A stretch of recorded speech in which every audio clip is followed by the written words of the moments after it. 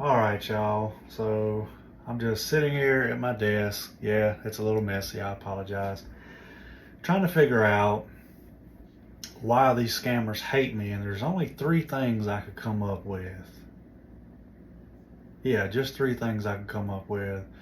The first one is I can grow a beard. Can't grow it up here, but I can grow a beard. I got that down pat. Number two, I get all these amazing results for my clients, and they simply don't get no results because, well, let's be honest, they suck at what they do. And the number one reason why is because I will not stop exposing them, and I will not stop. Everybody deserves to know what type of people these people are because they're evil people.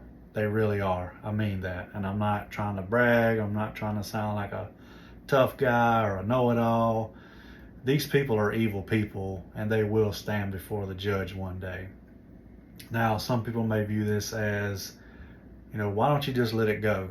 I've tried, but people deserve to know. I mean, we're talking about an individual that's so sick, they've admitted to liking little girls. That's, as a father, that's beyond sick. So, yeah, I won't stop until he's behind bars. And he may feel safe because he's in Vietnam, but his new buddy, his new BFF Todd, he ain't safe because he's not in another country.